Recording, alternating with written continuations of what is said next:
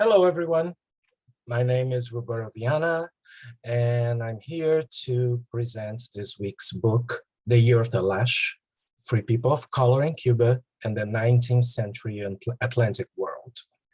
The author is Michelle Vazquez, and the book was published in 2011 by the University of Georgia Press.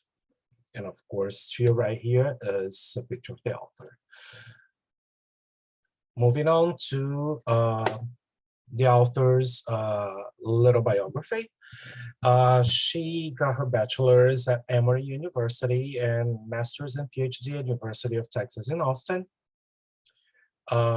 Research and teaching focus on the African diaspora and the Atlantic world history. She's associate professor of African studies at the University of Pittsburgh. She has published numerous articles in a variety of added volumes and journals. Black Mobilities and the Age of Revolution. It's her second monography. It's under contract with the University of Pennsylvania Press. This book is based on race and gender relations, immigration, and identity during the age of revolution, and examines the Black diasporic movements and networks.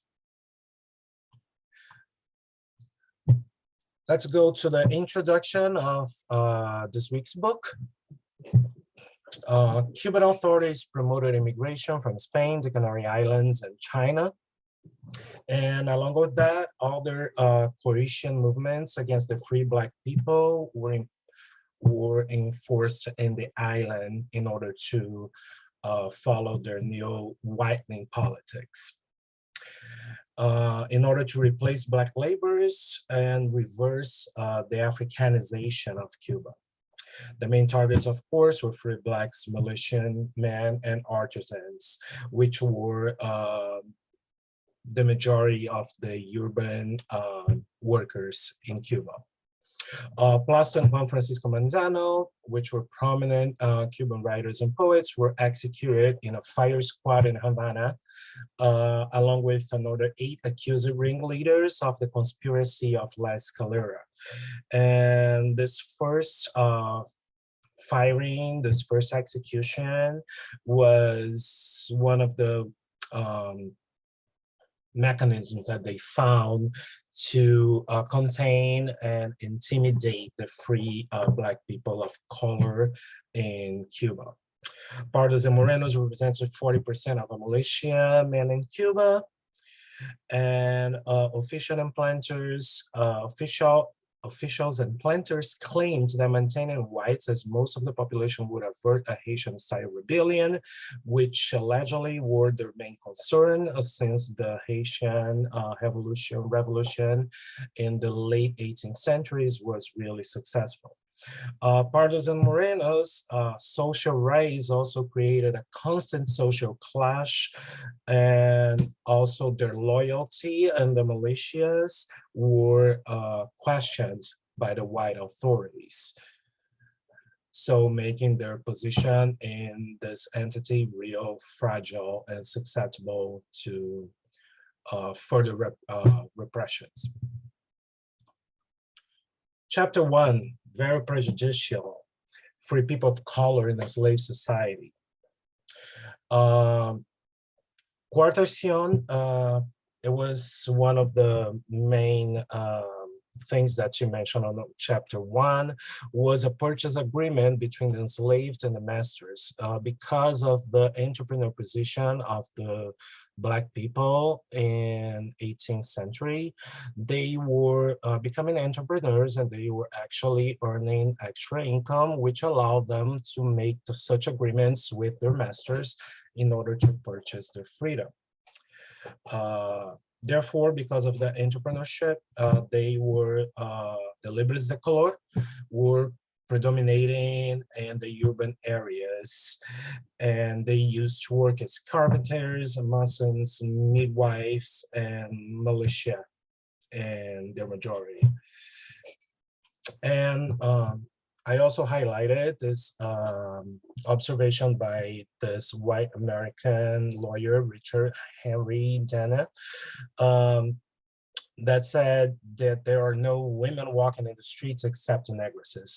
That was an assumption, of course, an ethnocentric assumption made by him when he visited Cuba on that period of time, without really knowing why there were so many Black women walking on the streets. And the main reason was because they were actually performing their jobs that requires them to move around the urban areas, which also represented nice social revolution too for the women, because of the conservative society in Cuba. Women were relegated to stay at home most of the time. And because of their influential working, urban working, the Black women actually kind of broke with that stigma, and therefore he made that prejudicial observation about them on the streets. Chapter 2 is spectacles of power. Mass arrest and torture were enforced by the officials, especially on the first 3 months of the Escalera era. Cabildos de la Nación, this is also an important entity that actually expanded on the 18th century. It was expanded by this person called Alonso Locome, and promoted a social cultural natural aids associated based on African ethnicity.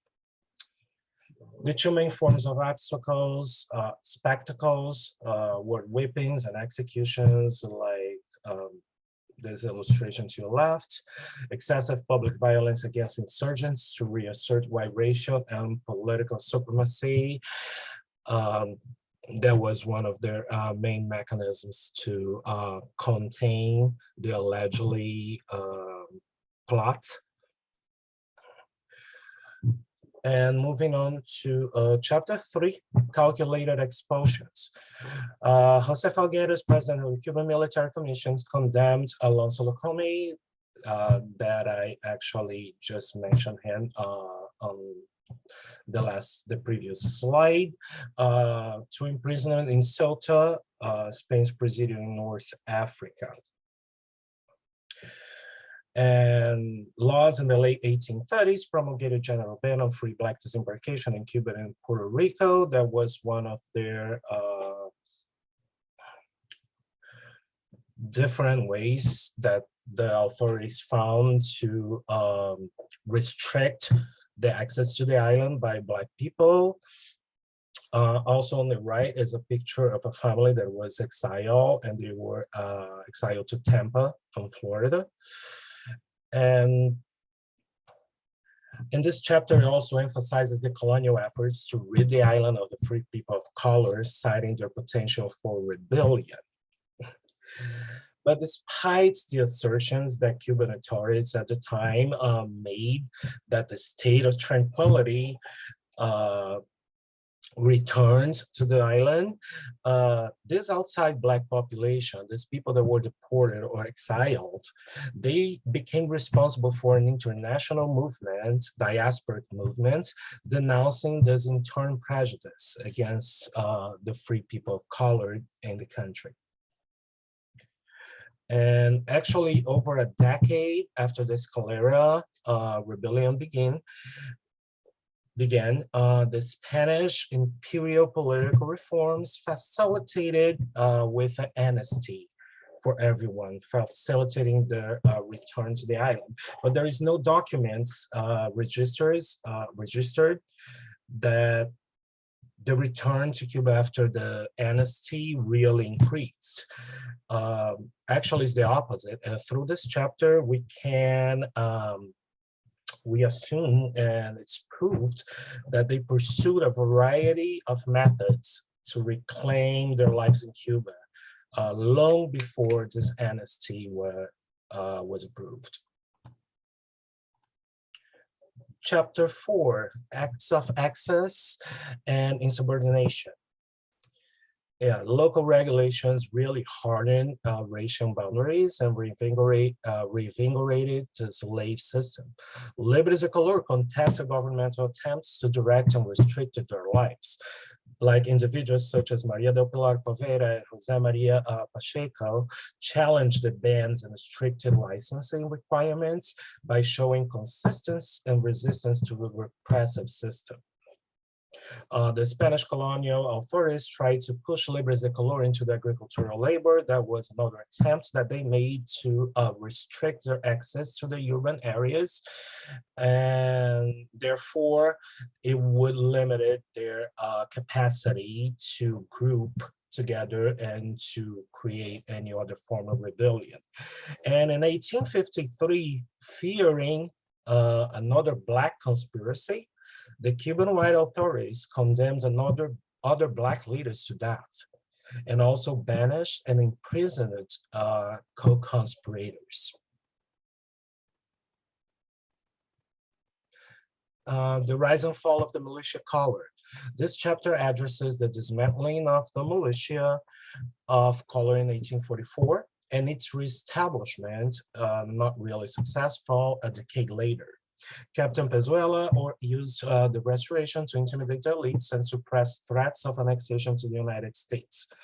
Actually, the restoration of the militia, the Black militiamen, it wasn't to the best interest of the Black people.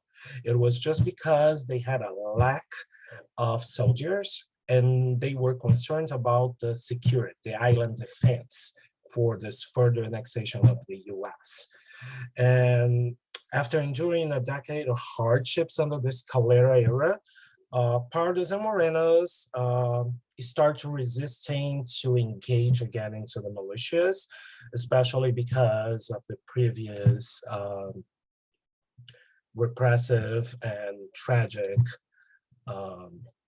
historical happenings with the Black people 10 years ago.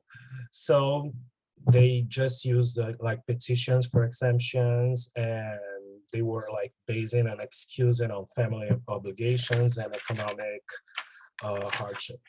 That's the way that they start to find, that's the way that they found to avoid engaging in the militias again. And chapter 6, the shifting dynamics of race and immigration. That chapter scrutinized how the elites and authorities sought to redress Cuban racial composition by promoting immigration, and also show the Cuba's aspirations for white majority.